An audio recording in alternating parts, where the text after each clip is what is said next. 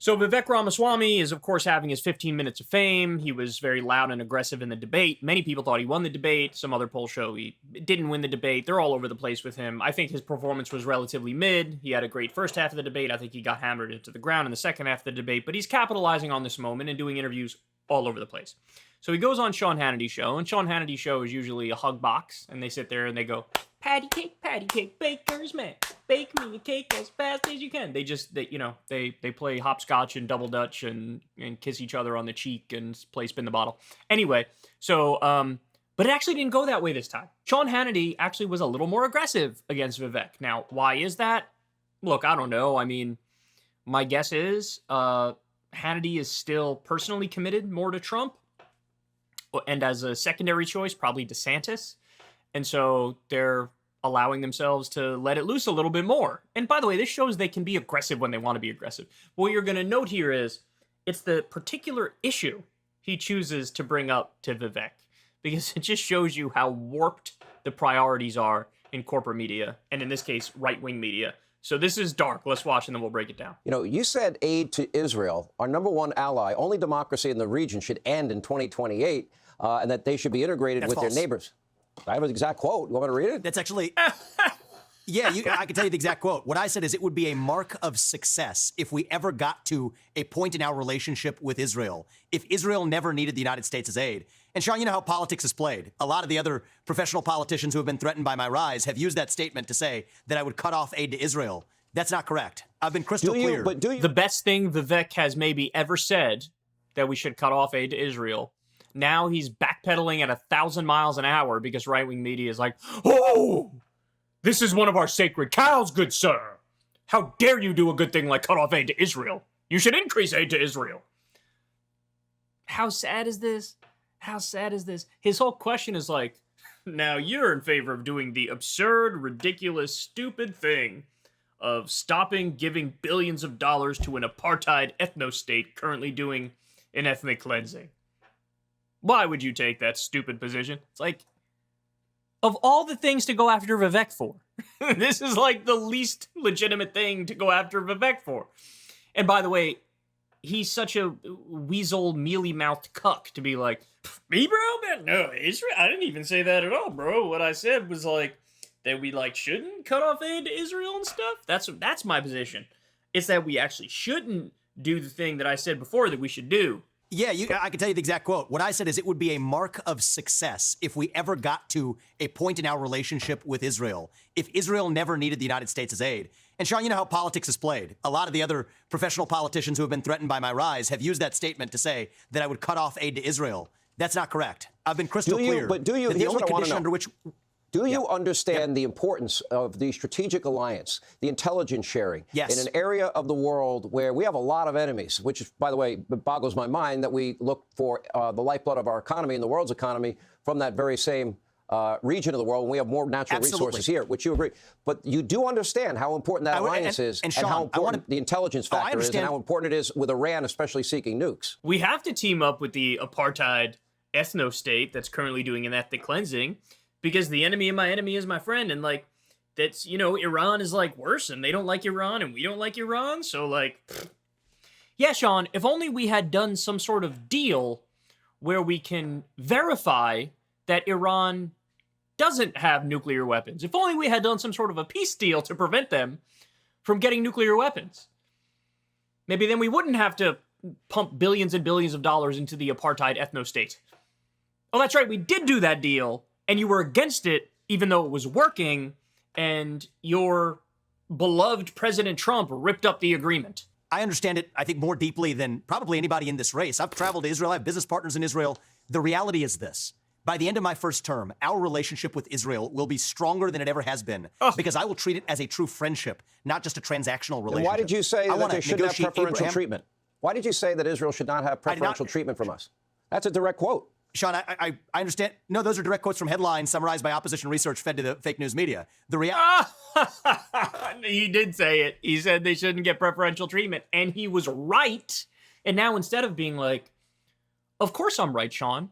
Why should we give them billions of dollars? They have universal health care in their country. We don't even have it in our country, but we have billions of dollars to send them. By the way, a lot of the money that we use to give to them and the weapons we give them, it's then used to massacre civilians. I mean, there was an 80% civilian death rate in 2014 with Operation Protective Edge or whatever it was called.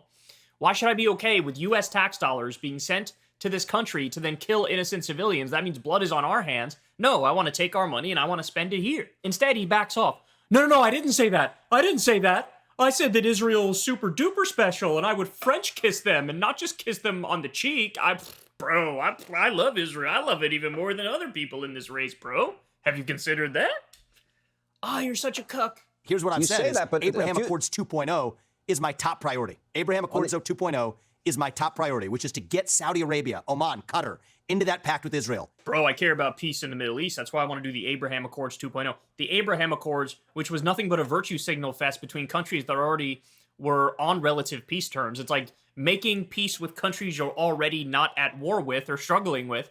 He doesn't mention the Palestinians there. He doesn't say, man, we need a peace deal between Israel and Palestine. We got to get that ironed out. He brings up Saudi Arabia and Israel. Right-wing media is insane, and Republican politicians are insane. This is like insane watching this. This is so frustrating. I love Israel. No, I love Israel. No, I want to suck off Netanyahu. No, I want to suck off Netanyahu and cuddle his ballsack too.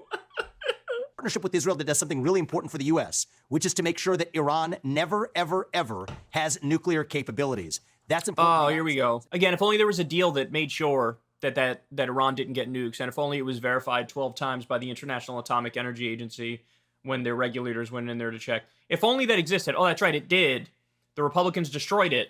And now instead of going in there to the lion's den, Vivek, and saying, I would resurrect that deal, you cuck yourself and say Israel's wonderful, and you pretend like, bro, I never said I don't want to give them preferential treatment. Of course I want to give them preferential treatment.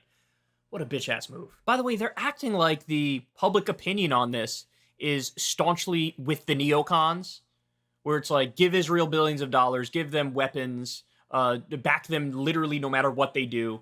That's not where public opinion is. Not at all. But they act like, I have to pander to everybody and tell them what they want to hear, which is that Israel is actually... Israel first is my platform. Not even America first. Israel first. Ugh. They're both such losers. This is so sad. Israel's our friend. Good friends learn from each other. I would love Israel's border policies in this country. I would love Israel's tough on crime policies and strong national...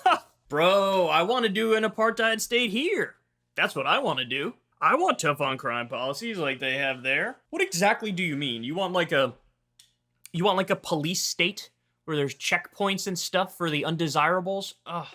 Again, he had an opportunity here to go in there and say, yeah, of course I said Israel shouldn't get preferential treatment. Why should they get preferential treatment? He could have said that. He didn't do it. He chose not to do it. Because he's getting a little bit of pushback, a little bit of pressure from the neocon wing through Sean Hannity, and he's like, no, I'm one of you guys too. I hate Iran too. I'll let Israel do whatever they want too. I would love an Iron Dome like Israel has to defend itself against Hamas, which is a good thing for Israel. I want something like that here in the United States. An Iron Dome to protect us from who? Canada? What do you think? They're going to start launching missiles at us from Belarus and we need Iron Domes? Or like, what are you talking about? Oh my God, this is so sad. So I don't read from the traditional GOP talking point binder that's handed to traditional candidates. Yes, you do. That lends itself to being misquoted, but it's actually a much more authentic commitment to Israel on the substance than just checking off the talking point of saying that we stand with Israel. That's meaningless. Who, me, bro? I'm actually even more pro-Israel than everybody else on stage. If you consider that, I'm like authentically pro-Israel. I don't want a transactional relationship. I want a true friendship. I want to frolic on the beach with Israel. I want to have a picnic with Israel. I want to listen to show tunes with Israel and watch Netflix shows, bro. Maybe like touch Israel's dick a little bit. You know what I'm saying, bro? Give a little bit like this right here, bro. Maybe that. Maybe I want to do that. Have you ever given Israel a hand job, Sean? I have. I'll jerk off the whole Knesset, bro. You gonna jerk off the Knesset? I'll jerk off the Knesset. Oh, I hate politicians so much. Oh, I hate them so much. Oh, and I hate right-wing media too. Oh my God. So now they go on to talk about Ukraine and Russia. And anyway, so you can see Hannity's being harder on Vivek, but it's harder from an even dumber position. And Vivek is immediately caving and saying, no, I'm totally with you on that. And yeah, I mean, this is what you're gonna get. This guy has no principles. He's got nothing he actually believes in or stands for. Said it before, I'll say it again. Now, thankfully, everybody's talking about this now. He is the Republican Pete Buttigieg. Nothing more, nothing less. Hey, y'all, do me a favor and like and subscribe. It helps out big time in the algorithm. Click the bell as well for notifications when videos drop, and watch that video on screen right now. You know you want to.